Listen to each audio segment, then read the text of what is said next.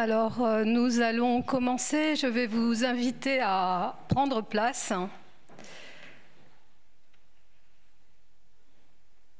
Bonjour à tous. Donc, je suis Valérie Berthaud, encore présidente depuis maintenant quelques années de l'association 3AED IHEDN, anciennement AHCR, et c'est avec un peu d'émotion que je vais vous dire quelques mots en introduction de ces entretiens armement et souveraineté avant de passer la parole au général Durieux. En préambule, je souhaiterais dire que cette année, nous avons 277 inscrits et beaucoup de monde à distance.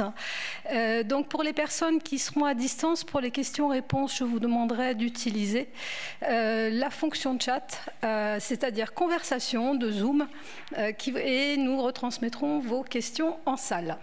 Ces aspects pratico-pratiques ayant été énoncés, il est temps de commencer.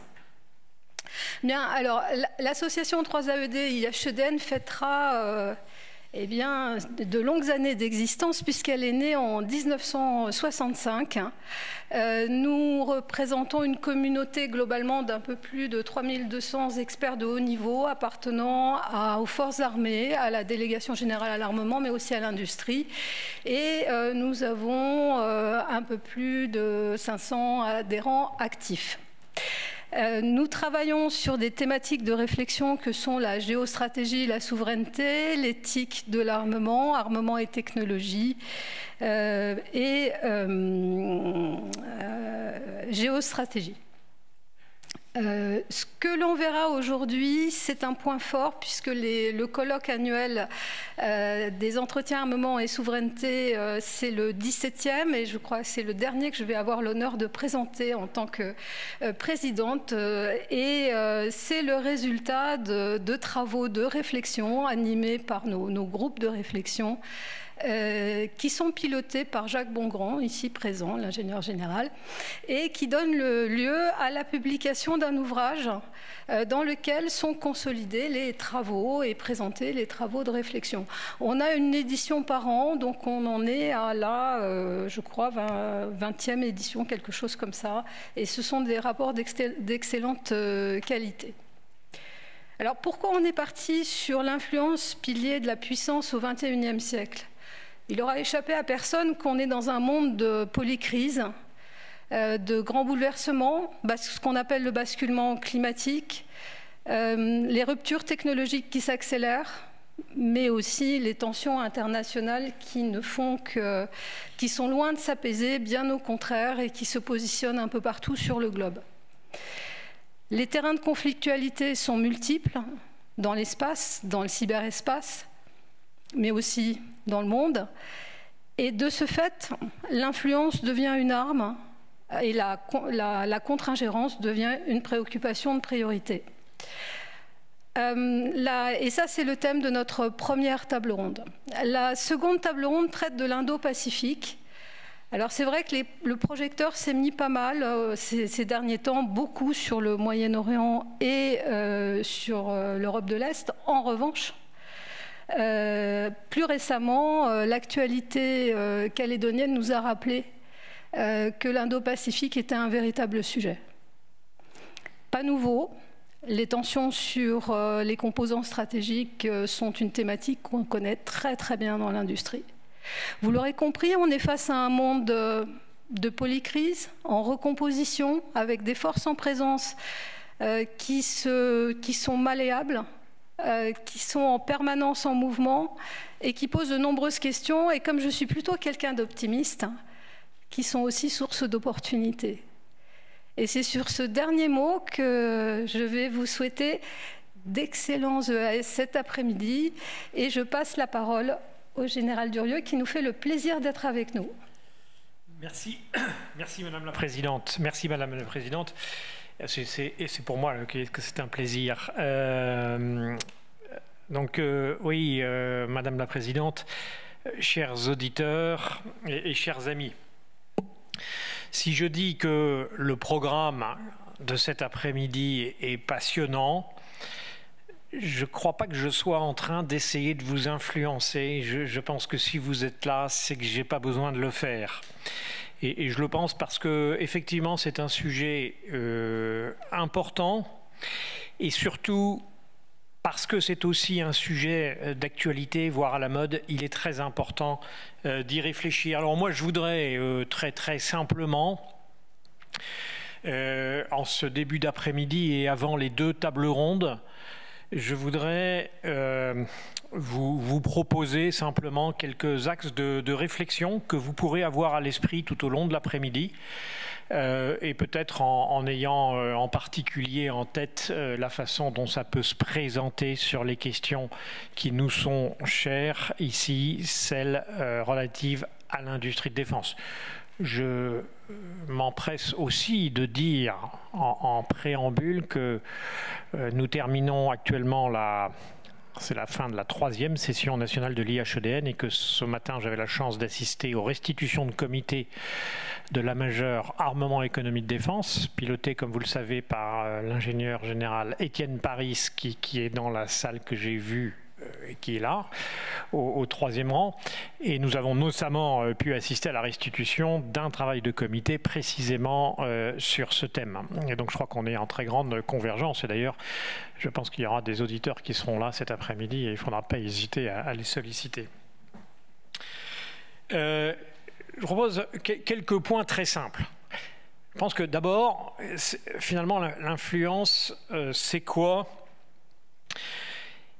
Et je crois que c'est important quand on fait ça. C'est l'influence, à mon avis, ça consiste à infléchir un comportement, ça permet d'infléchir le comportement de quelqu'un d'autre, sans contrainte, sans qu'il en ait conscience, sinon c'est probablement plus vraiment de l'influence, mais alors qui peut en attendre quelque chose, ou ça peut être un moyen. Et donc pour ça, il faut bien connaître l'autre. Et je pense que pour les questions d'industriels, notamment d'export d'armement, c'est absolument essentiel.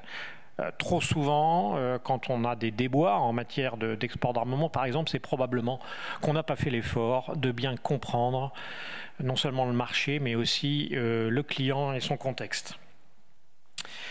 Mais cela dit, l'influence, c'est très bien, mais ce n'est pas une fin en soi en réalité. Je crois qu'au départ de notre réflexion, nous ne pouvons pas esquiver la question de savoir pourquoi faire.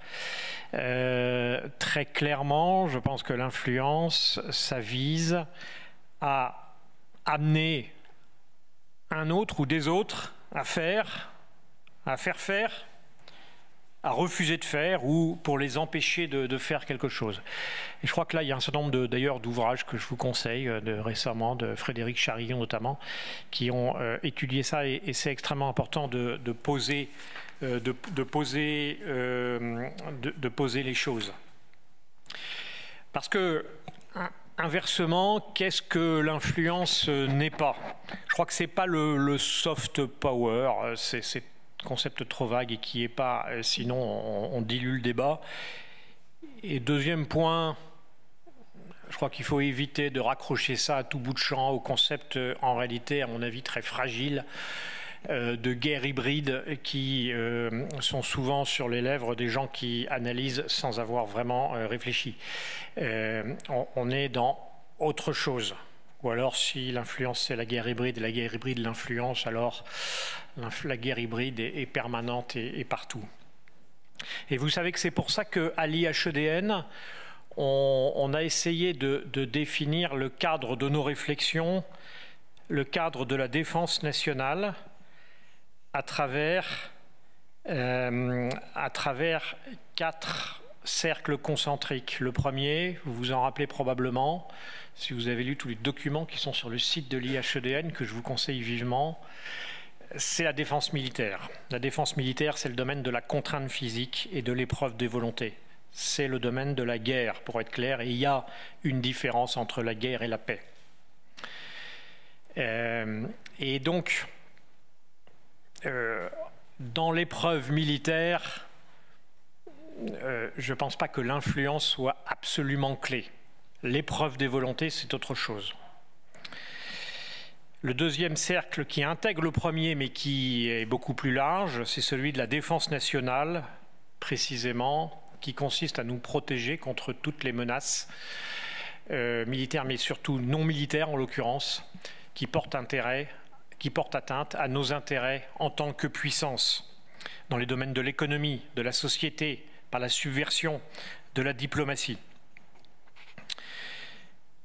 Et là, on est, sauf quand on est dans le domaine de la guerre, on est dans le domaine par définition de la paix. Et là, je crois qu'il y a quelque chose qu'il faut bien comprendre, c'est que la défense nationale, c'est un domaine où ce qu'on vise à faire, c'est pas à infléchir la volonté, c'est à affaiblir la puissance de l'autre, ou éventuellement infléchir son influence. Et là, je crois qu'on peut être dans le champ de l'influence. Le troisième cercle pour mémoire, c'est celui de la sécurité nationale, qui intègre les deux premiers, mais qui ajoute la question des risques. On n'est pas dans le champ de l'influence. Sauf par analogie, on cherche rarement à influencer une inondation. Et dans le domaine de la sécurité internationale. Voilà. Et donc, je crois que c'est pour ça que c'est important ce sujet, parce qu'il est au cœur de ce qui est le cœur de métier de l'IHEDN et donc des associations d'auditeurs de l'IHEDN, qui est de réfléchir aux questions de défense nationale et en particulier des questions non directement militaires au sens opérationnel du terme. Alors, qu'est-ce qui change aujourd'hui et qui donne un petit peu une importance nouvelle à tout cela? Vous le savez. D'abord, je pense qu'à l'évidence, c'est un paysage géopolitique beaucoup moins lisible qu'il n'a été. Et à certains égards, ça ouvre le champ beaucoup plus ouvert à l'influence, puisqu'il va en clair, il va sans doute s'agir d'essayer de créer des coalitions de circonstances, de rallier des alliés ou des partenaires, y compris dans le champ industriel. Deuxième chose qui me paraît évidente dans les dernières années, c'est la place qu'ont pris les individus et des personnes privées. Ça peut être des individus et ça peut être aussi des groupes ou des grandes entreprises.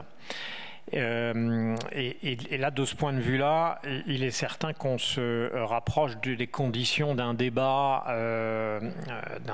mondial. On n'est plus vraiment dans une politique de puissance, mais cela dit, le rôle des États reste extrêmement important. Puis le dernier point, évidemment, sont les moyens de cette influence qui passent très particulièrement, très volontiers par les questions de numérique. Alors évidemment, la question qui se pose dès lors, c'est comment, une fois qu'on sait pourquoi on veut être influent, c'est comment l'être. Bon, encore une fois, je pense que ça repose d'abord sur l'intelligence de situation et sur la connaissance de l'environnement et de la cible, entre guillemets, de ce vers quoi on peut être influent. Et le deuxième point, qui me paraît encore plus essentiel, c'est bien de vouloir être influent, par exemple en communiquant, mais c'est encore mieux et c'est indispensable de savoir ce qu'on veut dire.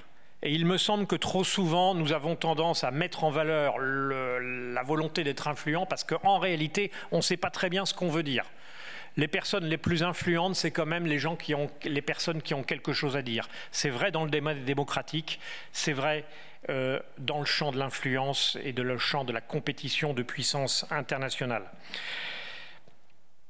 Ça consiste en particulier, pour savoir avoir quelque chose à dire, à être capable précisément de distinguer la guerre et la paix, de distinguer les faits et l'opinion sur les faits, de penser par exemple qu'il y a une vérité. Si nous pensons qu'il n'y a pas de vérité, comme une des théories philosophiques ont été, dans les dernières années, été assez à la mode, dans ce cas-là, il ne faut pas se plaindre de la désinformation si vous pensez qu'il n'y a pas de vérité.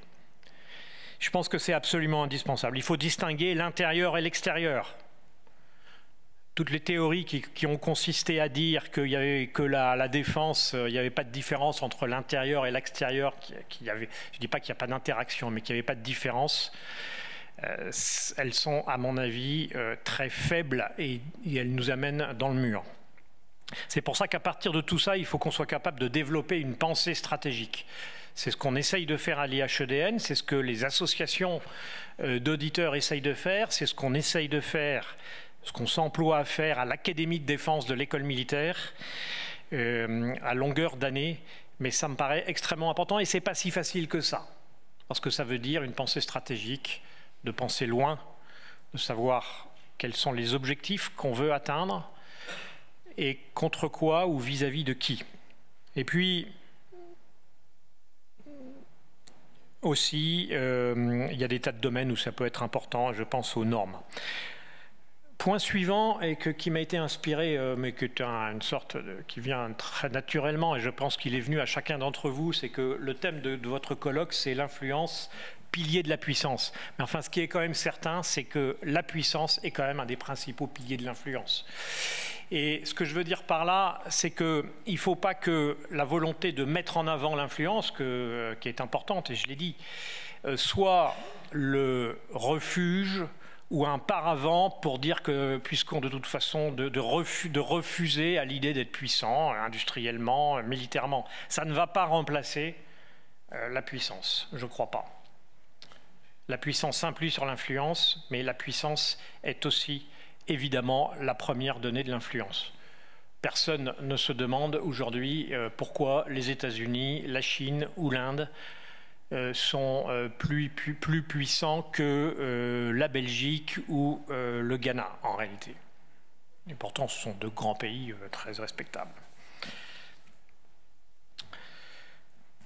Voilà, et donc après, il y a des tas de modalités sur lesquelles je vous laisserai réfléchir une fois qu'on s'est dit tout ça. Il faut évidemment convaincre, attirer, faire la promotion de ce qu'on sait faire. Ça peut consister aussi à un peu à intimider ou mettre en avant les atouts dont on dispose et rémunérer. Et de ce point de vue-là, je crois que l'IHEDN et sa communauté ont vraiment quelque chose à dire. D'abord, je viens de le dire, contribuer au débat par les idées. Alors, je voudrais, de ce point de vue-là, saluer véritablement l'action de 3AED, qui est une association, je dis tout ça pour ceux qui n'en sont pas encore membres, mais je suis sûr que ça va changer, une association extrêmement dynamique qui contribue véritablement à la culture du débat. Et puis, je voudrais saisir cette occasion, cet après-midi, pour saluer l'action de Valérie Berthaud, qui a porté cette association depuis plusieurs années, avec laquelle, pendant les 3 ans où j'ai eu l'honneur d'être directeur de l'IHEDN, j'ai eu grand plaisir à échanger, à travailler, à réfléchir sur des idées, à débattre parfois de manière assez dynamique, mais avec toujours beaucoup de plaisir et je crois de respect mutuel. Et donc elle a vraiment fait un travail exceptionnel et je voudrais que vous l'applaudissiez.